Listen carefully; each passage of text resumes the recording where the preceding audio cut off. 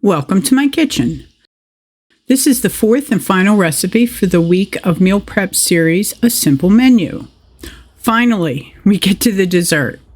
This one's super simple and very luxurious. Definitely can be made into a showstopper with just a little bit of fruit and a beautiful plate. We'll start with zesting our limes that have been washed. I like to wash them off when I use the citrus fruit because if I'm using the zest, it's just to be safe. When you're zesting, remember you only want the green part. Try not to get any of the white part. The white part is the bitter part of the rind. The green is where the oil is, and that is where all your flavor is going to be. I'm just using 2 limes for the zest. You'll want about a tablespoon of zest. You really don't need any more than that because then it starts to change the texture of the dish. Next, you'll want just a bit of fresh nutmeg. The fresh nutmeg is much stronger than the ground nutmeg that you get, so you don't want too much. About 1/4 teaspoon is fine. If you're going to use pre-ground nutmeg, I would use maybe a heaping 1/4 teaspoon, just a little bit more. Next, we can juice the limes. I like to give them a little roll before I cut them. This helps release the juice in them. And you can get a little bit more out of each one. I'm using my hand juicer and just squeezing it right into the measuring cup. You'll want anywhere from 1/4 to 1/3 cup. I like this kind of recipe to have lots of flavor, so I like to use a little bit more of the lime juice. I did use the 1/3 cup in this. You don't want to go overboard though, because if you use too much, it can change the consistency of your recipe. I'll start with 3 limes because you never know how much juice you're going to get out of a lime. And I don't want to have too many pre-cut. After you get your juice done, I like to pour it into the zest and the nutmeg. This helps it get evenly distributed a lot easier than having just a big blob of zest or nutmeg. And you give it a little swirl. Okay, our next step is the sweetened condensed milk.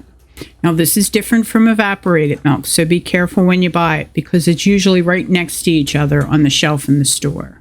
Now a little warning, be careful when you use your spatula or your rubber scraper.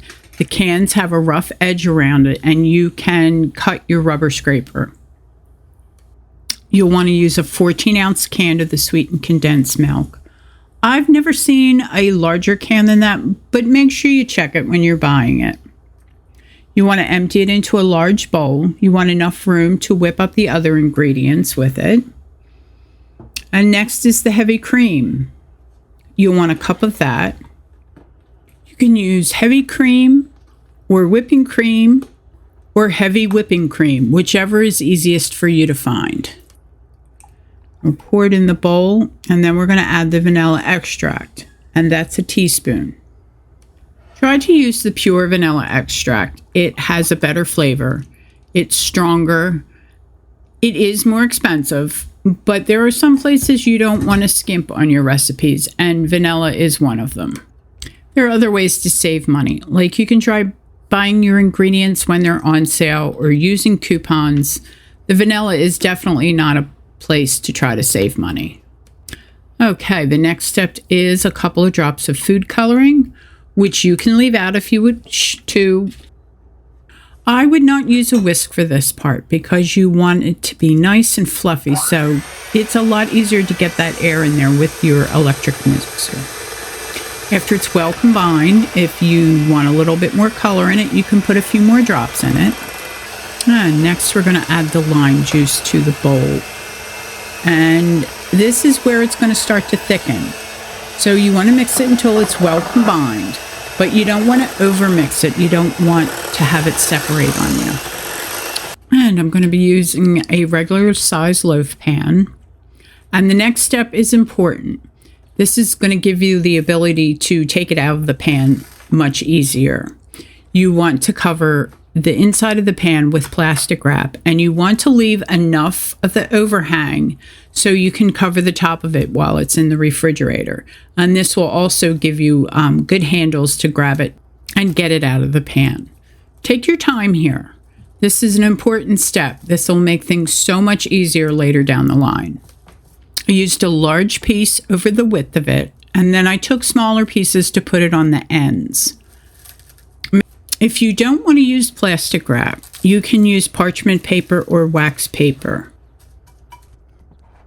Okay, there's going to be 2 layers of cookies and 3 layers of your lime cream mixture. You're going to start with the lime cream mixture, put it on the bottom. Try to eyeball it and divide it into thirds. I find that's the easiest way to do it. And then you want to put your cookies on, get them in an even layer, just 1 layer. Break them up if you have to fill in those spots, but you want a nice even layer of cookies. And then you'll put another layer of the cream mixture on top. And then just repeat another layer of your cookies and then the final layer of cream. And when you're done, you're going to fold the plastic wrap over and don't push it down because you don't want it to stick. Just lightly lay it on top. You're going to want to refrigerate this overnight or for at least 5 hours. You really want it to set well. Okay, once it's nice and chilled and sat in the fridge for a couple of hours, you're going to use your leftover cookies. About 8 to 10, crush them up. And you want all different size pieces. You want some crumbs, you want some bigger pieces. So it's best to do this by hand, I think. And just put them in a little plastic bag and break them up that way. And you're going to carefully unwrap your top layer. And if you're going to use the whole thing, you can just go ahead and put it on a nice plate. If not, you can just spread it out on the counter and sprinkle the cookies on top. I just cut a piece for myself and I decided to put some mango on there. I thought that would look nice, and it did. This gives it a bit of freshness with it because this is it's a very heavy and rich dessert. So you don't need a lot, but it's nice to have that little bit of freshness alongside of it. This dessert was so refreshing and it was perfect to the end of a great meal. Thanks for watching. I hope you enjoyed this recipe and I hope you give it a try. Let me know how it goes.